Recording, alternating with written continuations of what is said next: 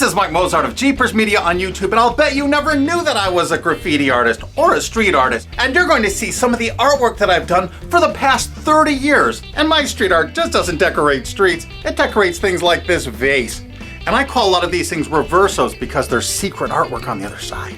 I didn't just use ordinary spray paints, well some of it is, but I custom mixed and matched a lot of my paints to have special effects. I included gold dust and diamond dust, real gold leaf. I mean, I went crazy. I used all types of special effects, metal flake and custom metallics. I still don't see how people mistake these for something else. I mean, really. Even though I'm really well known for my Stop Sopa video, I do a lot of failed toy reviews. For years, I illustrated children's books and designed toys with lots of popular characters.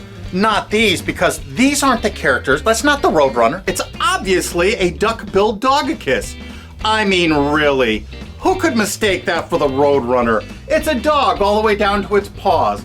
And there's my signature, Mike Mozart Reverso. Do you know what happens to artwork after the artist dies? You should go for the old fat ones, because they're gonna go first. Now, a lot of people might mistake this for being Dexter, sitting in a big pot of boiling brew.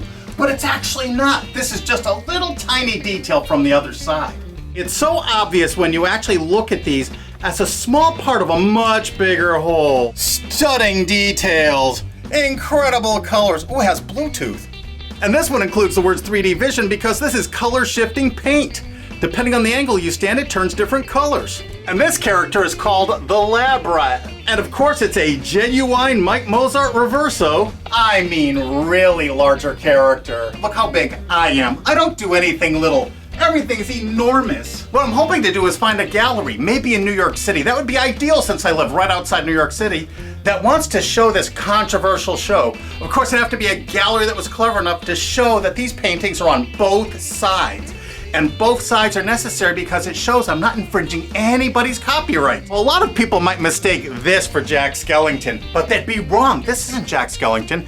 It's a detail of a much bigger picture. That's on the other side, the Reverso. But now look at what this painting actually is. This is the big copyright jackass. I mean, really. Who would mistake that for Jack Skellington now? And I'm not the unknown artist. Search Mike Mozart in quotations on Google. There's a million hits for me, or my company, JeepersMedia. And my next Mike Mozart Reverso is one of the orneriest, craziest, shooting up characters in the whole world. It's not actually Yosemite Sam. How could anyone mistake Euduckimus for Yosemite Sam? And what do we have here? No, it's not Waldo, or Wally, depending on where in the world you are. But a lot of people make that mistake. I can't understand why. But if you look at the other side, it's obviously the Santosaurus. I mean, what else could that be? This is obviously not Marvin the Martian, and I use lots of found real objects that would have been found outside on those original brick walls. I still can't see how people mistake these for something else. I mean, really. That's actually a gigantic butterfly. Of course. How could anybody get that wrong? We need to save fair use because this is commentary on the big media companies and how they're trying to silence you. So copyrights now are the beast. And on the Reverso part, I use paint markers, sometimes I use spray paint, but the boards are always prepped with crazy backgrounds before I start. Do you think I should just do my YouTube videos and do these paintings and just retire? This is a continuation of the street art that I was doing in the 1970s and 80s. I was doing it before it was popular. I created a lot of these samples way back then. And what happened is the galleries at the time said, no one's gonna buy graffiti art. You can see it in the streets for free. And then Keith Haring came out and made street art very popular. But by then I was illustrating children's books and designing toys, and I had a family, and I didn't have the time anymore to put into my artwork, but now I do. And now I have a reason, just to show the hypocrisy of these people. All of this artwork is fair use, absolutely. All of my works of art are two-sided commentaries on the hypocrisy and ridiculous copyright laws we have now that are being manipulated by big media companies that'll claim they own the tiniest shred of media. And one of my favorite street artists and good friends is Alec Monopoly. He's a brilliant artist of the Monopoly guy, and he uses him in lots of very critical commentary and social ways.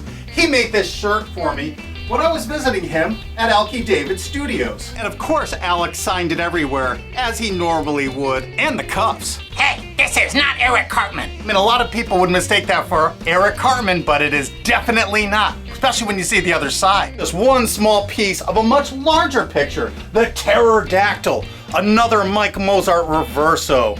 That's obviously a dinosauric creature. Now this isn't what you think it is. This is not Raphael. No way. This is just another little detail of a much bigger picture. Obviously a big swamp alligator. There is no way you could confuse that with Raphael. Cowabunga, dudes! This is obviously not SpongeBob and Patrick. Why would people make that mistake? The other side shows they're completely different characters and creatures altogether. It's a big pink sea anemone and some weird undersea fish being attacked by an even bigger fish. And Mike Mozart's Reversos aren't just graffiti art on wallboard, they're also incredible vases.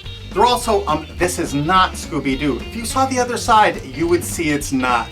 This is another Mike Mozart free to re-upload anywhere on the internet you wish video, or you can click this remix button under the screen and you can re-upload it to your channel and the views will count on your channel. How can you beat that? Help me spread the word. Mike Mozart Reversos are also on a lot of antique clocks. I especially like the original George Nelson clocks for Herman Miller. I turn them all into Reversos. This is one of my next projects. And this beautiful vintage Danish modern clock by Humanoff Design is going to become another Mike Mozart Reverso. I hope you enjoyed all this artwork. You're welcome to share this video anywhere on the internet or hit that remix button under the screen and share this with your friends on your own channel. I also made a lot of pictures. I made over 120 of these. Most I've given away. I still have at least 27. That's my homage to Keith Haring, which I was very proud of. I made that in 1990 and really loved it. And here's a little bit closer look at the Keith Haring picture. I used all kinds of, what at the time, revolutionary painting techniques. And I kept a little leather-bound book and I kept track of all those techniques. And I'm going to bring them all back in a lot of new pictures. So please, share this video anywhere you can. If you know someone who owns a gallery, great. Send them a link to this. I really appreciate it. Thanks again.